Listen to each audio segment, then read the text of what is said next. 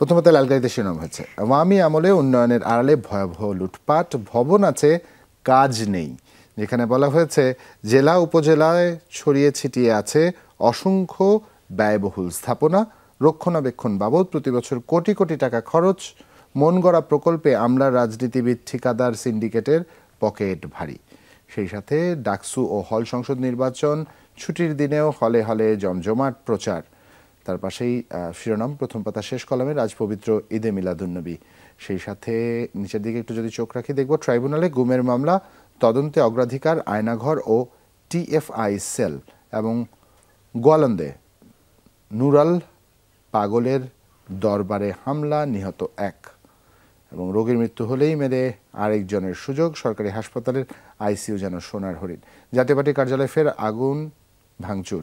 এই ছিল আমার কাছে যুগান্তরের প্রথম পাতায়। মিমি, ধন্যবাদ জুবাইর। আমার কাছে আছে আজকের পত্রিকার অনলাইন সংস্করণটি, এবং এখানে লালকালিতে যে শিরোনামটি শুরুতে চোখে পড়ছে, লালকালিতে মানের ঘাটতিতে হবে বন্ধ। এটি আসলে মেডিকেল কলেজের যে নতুন মূল্যায়ন পদ্ধতি সেই বিষয়ক কিছু জরিপও এখানে তুলে ধরা হয়েছে। এবং যদি একটুখানি পড়ে দেই, গত 2 দশকে দেশে 70টিরও বেশি সরকারি ও বেসরকারি চিকিৎসা মহাবিদ্যালয় প্রতিষ্ঠিত হয়েছে। তবে এসব কলেজের অধিকাংশই শিক্ষা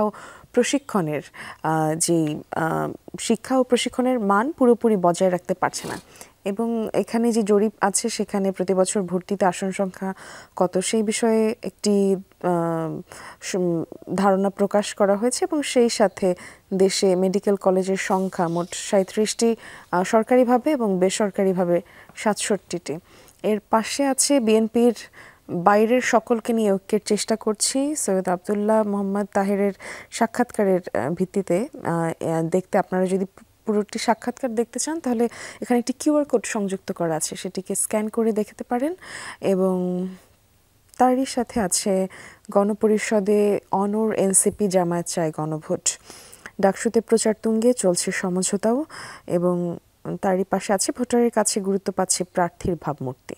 সে কোন দলের এমনটা এখানে মুখ্য হচ্ছে না, প্রার্থী আসলে কেমন সেটাই। হাতকড়াও শিকলবন্দি হয়ে ফিরলেন আরও 30 বাংলাদেশি, জাতীয় পার্টির কার্যালয়ে আবারও ভাঙচুর আগুন। এই ছিল আমার কাছে।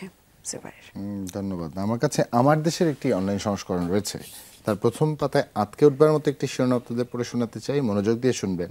দিল্লিতে বাংলাদেশ বিরোধী দিনব্যাপী সেমিনার আজ, অংশ নিচ্ছেন আওয়ামী পন্থীরা। 4 জনের ছবিও এখানে দেখতে পাচ্ছি, সৈয়দ বদরুল আলম আহসান, তানিয়া আমির, আবুল হাসান মিল্টন এবং হারুন আল রশিদ। যেখানে চুম্বক অংশে বলা হয়েছে চীন, পাকিস্তান ও বাংলাদেশের অভিন্ন স্বার্থ ভারতের জন্য নিরাপত্তা চ্যালেঞ্জ তৈরি করেছে। সেমিনারে কনসেপ্ট নোট মূলত এটি, এবং বাংলাদেশ বিরোধী প্রোপাগান্ডা চালিয়ে দিল্লি সফল হবে না, ডক্টর শহীদুজ্জামান জানিয়েছেন। এবং দিল্লির এই অপতৎপরতার উদ্দেশ্য আওয়ামী লীগকে পুনর্বাসন, ডক্টর দিলারা চৌধুরীর মন্তব্য ছাপা হয়েছে এখানে। এবং আজ পবিত্র ঈদে মিলাদুন্নবী, সেই সাথে 16 বছরে ব্যবসা গুটিয়েছে 14 বিদেশি এয়ারলাইন্স। শাহ আমানত বিমানবন্দর কোম্পানিগুলোর কাছে 2126 কোটি টাকা বকেয়া, নতুন করে ফেরার প্রস্তুতি নিচ্ছে কয়েকটি এয়ারলাইন্স। এবং প্রার্থীদের শেষ সময়ের প্রচার, মুখর ক্যাম্পাস, ডাকসু নির্বাচন প্রসঙ্গ, ছাত্রদল শিবিরের বিরুদ্ধে আচরণবিধি লঙ্ঘনের অভিযোগ, এবং সেই সাথে আওয়ামী লীগের মিছিল চলছেই, গোয়েন্দা তৎপরতা নিয়ে প্রশ্ন, মিছিলে বাড়ছে নেতাকর্মী, ঝটিকা মিছিল ঠেকাতে নির্দেশনা দিয়েছে পুলিশ সদর দপ্তর। এই ছিল আমার কাছে আমার দেশের প্রথম পাতার। ধন্যবাদ জুবাইর। আমার কাছে দর্শক এই মুহূর্তে আছে কালবেলার প্রথম লালকালি শিরোনামটি পড়তে চাচ্ছি, ত্রিদেশীয় ফাঁদে পড়ে রাশিয়ার যুদ্ধক্ষেত্রে, এবং অঙ্গ হারানোর পাশাপাশি ঘটছে সেখানে প্রাণহানিও। সেখানে যে বিষয়গুলো আসলে চুম্বক অংশে উল্লেখ করা আছে, সেনা ক্যাম্পে চাকরির কথা বলে যুদ্ধে অংশের চুক্তি, তথ্য গোপন করে সই করানো হয় রুশ ভাষায় লেখা চুক্তিপত্রে।